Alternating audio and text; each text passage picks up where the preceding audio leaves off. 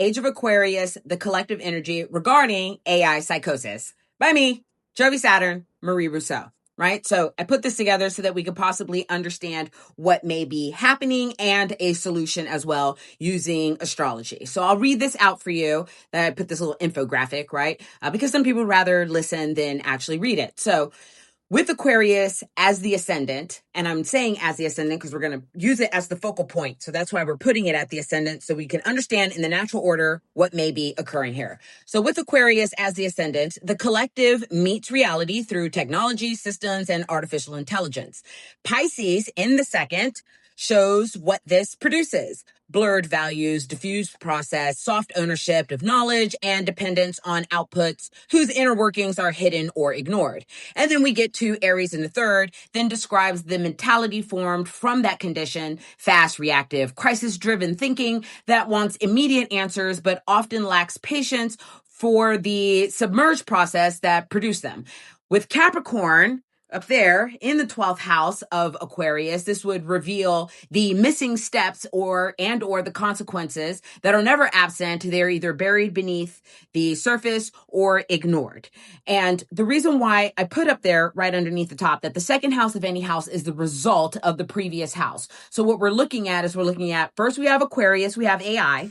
And then what do we get from AI? We'll have values in the second house, Pisces, that are lost in translation. And then we get to Aries, which is the result, the thought process that comes from the values, that comes from the actual focal point, which would be thoughts, the third house, that are put into action. So we have the expression, the values, outcome of the expression, and the thought process, what's communicated from the values of the expression.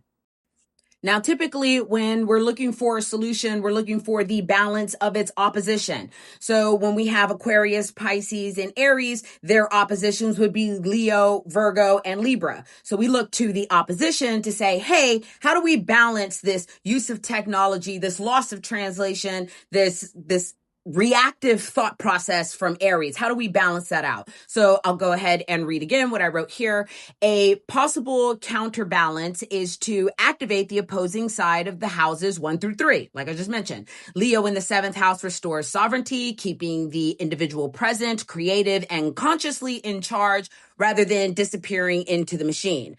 Virgo in the 8th would then scrutinize the output, testing what is real, verifying what is given, and pulling the hidden processes back into view. And then Libra in the 9th slows the rush to conclusion by weighing multiple perspectives, seeking shared knowledge, and restoring balanced judgment.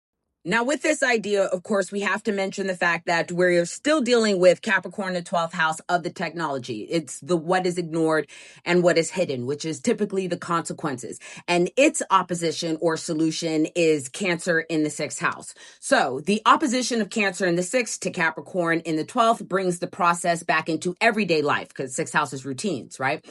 Technology cannot be used in isolation.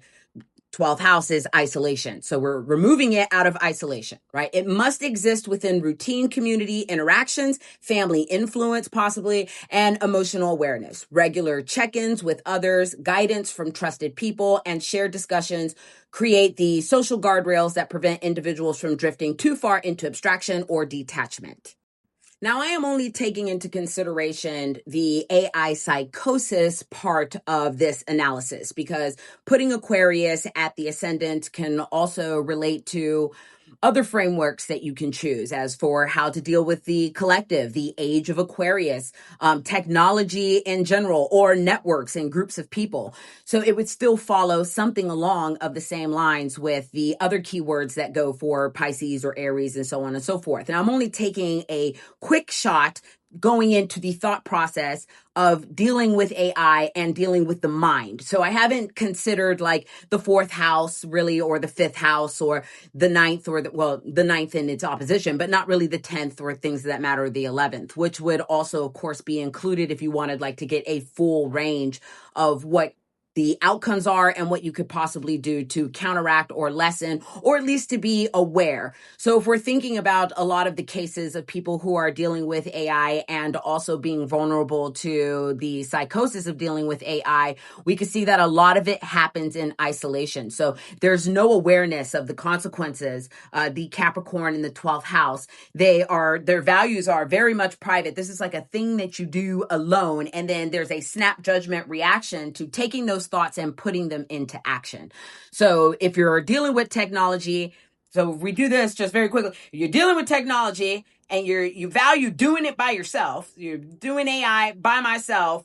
Whatever answers I get, whatever comes to mind, I'm going to act out on it. That's Aries. And the counterbalance is to not to do these things alone. So then that's when we get into our opposition of dealing with Leo, dealing with Virgo, and dealing with Libra. Now, not necessarily would I say that Leo or Virgo is like, not doing things alone, but they are in shared resources, other people, and the outreach houses, which would be the 7th, the 8th, and the 9th house. And these are in opposition to that. So one of the ways, just very plainly, that I would say that we could help with people not falling into the negatives of using AI, especially the language learning model AIs, is to not let someone isolate themselves when they're using it. If you are using it, to always make sure that you're either reaching out to others, you're saying, hey, what do you think about this? You're double checking. So the shared knowledge is still, you can use online to do this. It doesn't necessarily have to just be people. But if you're doing the Libra and the 9th house thing, what you would do is you would actually go and research. You'd go and look to see if these things are true. You'd get more information to balance out the information that you are receiving in isolation. Because Aries in the 3rd is also like, I think by myself, where Libra in the 9th is, I think with others. So that's just kind of an idea.